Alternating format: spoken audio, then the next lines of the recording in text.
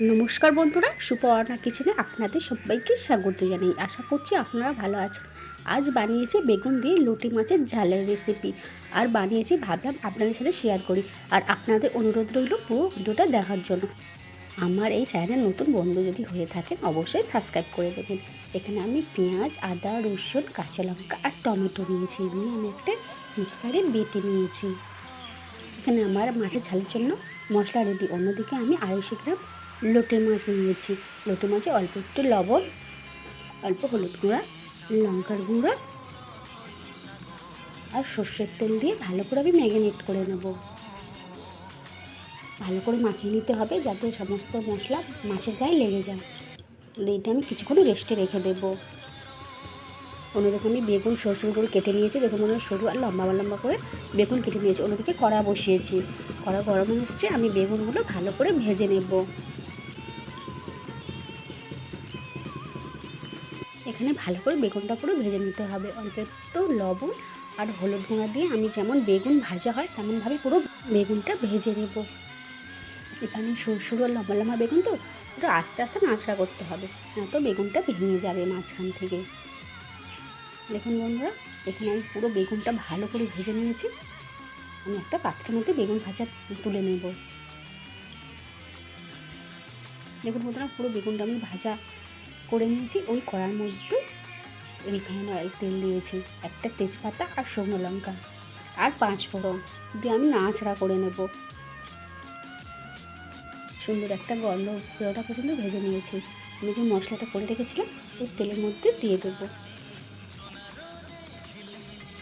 দিয়ে ভালো করে কষিয়ে নেব যাতে আদা রসুনের কোনো কাঁচা গন্ধ না থাকে। স্বাদ মতো লবণ, আবার ভালো করে কষিয়ে নেব। হলুদ গুঁড়া, লঙ্কার গুঁড়া, এখানে আমার কাঁচা লঙ্কা আছে, এই লঙ্কার পরিমাণটা আপনারা যেমন খাবেন তেমন দেবেন। জিরের গুঁড়া, ধনের গুঁড়া দেওয়া ভালো করে কষিয়ে নিয়েছি।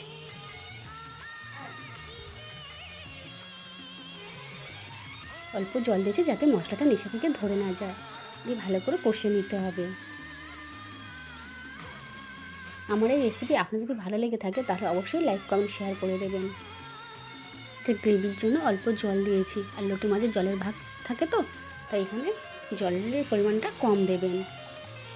আমার এই ভিডিও আপনারা পৃথিবীর কোন প্রান্ত থেকে দেখছেন অবশ্যই কমেন্ট করে জানাবেন। আমি যে লোটে মাছটা ম্যারিনেট করে গেছিলাম ওই গ্রেভির মধ্যে দিয়ে দেব।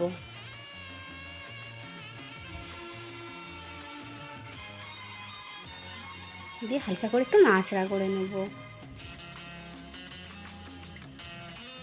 লোটে মাছ বেশি নাড়াচাড়া করলে ভেঙে যাবে,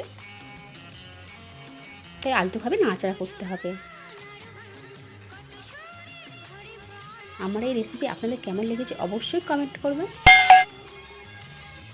আমি যে বেগুনটা ভেজে রেখেছিলাম ওই মাছের মধ্যে বেগুন আমি দিয়ে দেব।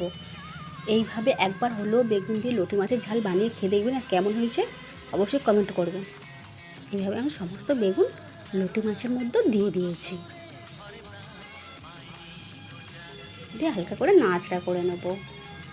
এইভাবে লোটে মাছের ঝাল রেসিপি বানালে লোটে মাছ একটাও ভাঙে না, আর সত্যি খুবই টেস্টি হয়। আর কাউকে পরিবেশন করার সময় লোটে মাছটা সুন্দরভাবে গোটা থাকে, আর পরিবেশন করতেও ভালো লাগে।